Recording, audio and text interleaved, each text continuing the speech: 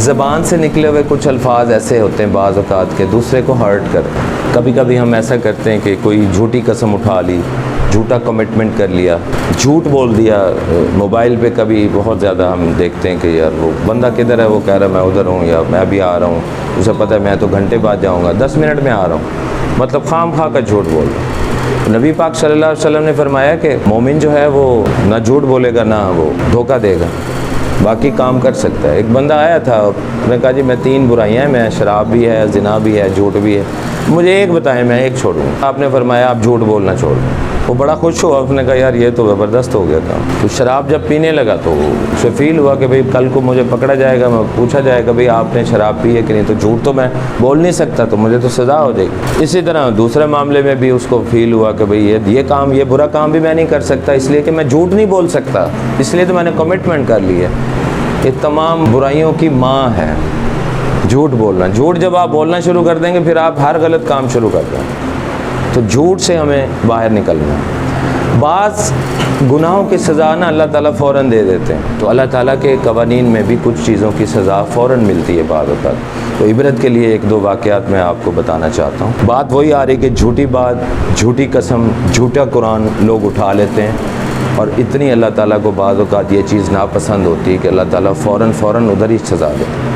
تو یہ سچا واقعہ میں آپ کو بتا رہا ہوں, عبرت کے لیے ہے, تاکہ ہم آئندہ کے لیے. بعض اوقات منہ سے ایسے ہی قسم اٹھا لیتے ہیں, اور یار اللہ دی قسم میں یہ, حالانکہ وہ ضرورت ہی نہیں ہے قسم اٹھانے کی. اور بعض اوقات جو بندہ قسمیں زیادہ کھاتا ہے وہ جھوٹی قسم بھی اٹھا لیتا, اور وہ اللہ سے ڈرتا نہیں ہے.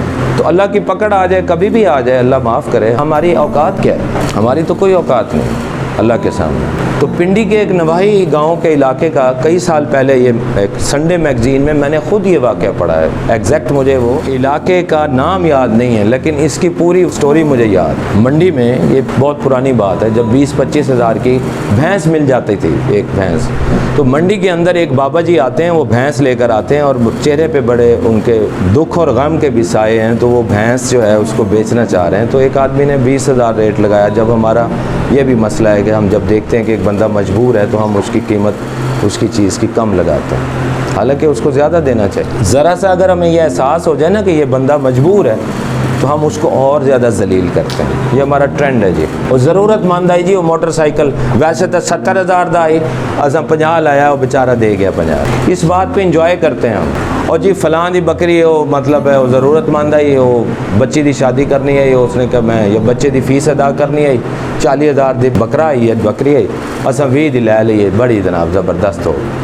یہ انجوائے کرتے ہیں ہم, یعنی دوسرے کی مجبوری میں اس کو ذلیل کر کے ہم اس بات کی انجوائمنٹ کرتے ہیں, اور اس بات کا ہم فخر لیتے ہیں. اس بات بجائے اس کے کہ 40 کی 40 قیمت ادا کریں. ایک بندہ مجبور ہے تو اس کو 40 کا 42 دو یار. بنتا تو یہ ہے یار, پتہ ہے کہ مجھے بندہ مجبور ہے, یہ ویسے نہ بیچتا, اس کی کوئی مجبوری ہے.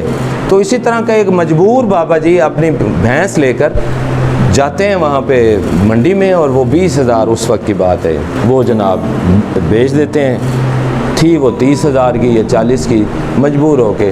تو وہ بندہ جو ہے پیسے گن کے, اب وہ پیسے گن رہا ہے, مثلا 500 یا 1,000 یا 100 کے نوٹ کتنے تھے, وہ گن کے وہ بندہ جیب میں رکھ کے اور وہ چل پڑتا ہے. بھینس بیچ دی اس نے.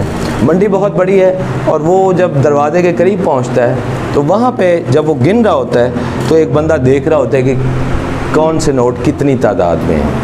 تو وہاں پہ وہ رولا ڈال دیتا ہے ایک بندہ کہ جی میری جیب کٹ گئی ہے, اور لوگ اکٹھے ہو جاتے ہیں, اور وہ کہتا ہے ہاں بھائی جیب آپ کی کٹ گئی ہے, آپ کو کسی پہ شک ہے؟ وہ کہتا ہے جی یہ اس پہ بابا جی پہ شک ہے مجھے. لوگ پوچھتے ہیں بھائی کتنے پیسے تھے؟ کہتا ہے جی 20,000. اور تب بھائی نشانی, کہتا ہے جی 500 کے اتنے تھے, 100 کے اتنے تھے, 1,000 کے اتنے تھے. تو مجھے تو پتہ ہے, میری تو جیب کٹ گئی. بابا جی کو روک لیتے ہیں, بابا جی ادھر آؤ, ادھر آؤ, ادھر آؤ, تلاشی دو. کہتے کیا ہو گیا؟ کہتا تلاشی دو, اس کی جیب کٹ گئی ہے. کہتا میں نے اپنی بھینس بیچی ہے, میری بیٹی بیمار ہے, میں وہ ہاسپٹل میں ایڈمٹ ہے, اس کا آپریشن ہے, میں نے تو اس مجبوری میں بھینس بیچی ہے, میرے پاس تو وہ پیسے ہیں, مجبوری میں میں اپنی بھینس بیچ کے جا رہا ہوں. وہ کہتے کوئی نہیں جی, وہ کہتا ہے اس نے آپ پہ الزام لگایا, 1-2 بندے اس کے ساتھ بھی ملے ہوئے تھے. تو وہ جیب سے پیسے نکالتے ہیں, جیب سے جو پیسے نکالتے ہیں وہ ساری کی ساری نشانیاں اس کی وہ صحیح ہے. اب بابا جی رونے لگتے ہیں کہ یار خدا کے واسطے میرے پر رحم کرو, میری بیٹی بیمار ہے, میں کیوں اس کی میں وہ جیب کاٹوں گا، میں نے بھینس بیچی ہے۔ وہ بندہ بھی چلا گیا کہیں سے پیچھے، وہ اس کو بھی نہیں کر سکتے، ٹائم گزر گیا تھا کافی اور ڈسٹینس بھی کافی تھا۔ حتیٰ کہ وہ بابا جی مجبور ہو جاتے ہیں، لوگ اس کو کہتے ہیں نہیں جی یہ اس کی جیب کٹی ہے، آپ پہ الزام ہے اور وہ ثابت ہو گیا، ساری نشانیاں پوری ہو گئی ہیں، آپ پیسے اس کو واپس کریں۔ وہ کہتا ہے اچھا چلو، وہ مجبور ہو جاتا ہے، کہتا ہے ٹھیک ہے بھائی اگر آپ نے میرے پہ الزام لگایا تو قرآن لے آؤ، میں قرآن پہ رکھ دیتا ہوں، اگر یہ سچا ہے تو یہ اٹھا لو۔ کہ لوگوں نے واقعہ دیکھا وہاں، انہوں نے کہا ٹھیک ہے بھائی مانتے ہو قرآن لے آئیں؟ وہ کہتا ہاں لے آؤ قرآن، میں نے میری جیب کاٹی۔ وہ قرآن لے آتے ہیں، قرآن پہ وہ بابا جی روتے ہوئے پیسے رکھ دیتے ہیں، وہ بندہ اٹھا لیتا ہے پیسے۔ بابا جی کہتے ہیں ٹھیک ہے بس میرا معاملہ اللہ کے سپرد۔ وہ بابا جی روتے ہوئے وہاں سے نکل جاتے ہیں۔ اب مجھے خود یہ فیل ہو رہی ہے، مطلب میرے رونگٹے کھڑے ہو گئے۔ وہ بندہ جو ہے اللہ سے بے خوف ہو کے قرآن پاک سے جھوٹی قسم اٹھا کے وہ پیسے اٹھا لیتا ہے، 20,000 جیب میں ڈال کے وہ چل پڑتا ہے، منڈی سے باہر آتا ہے اور وہاں پہ کھڑا ہے، سڑک کے کنارے کھڑا ہے جی۔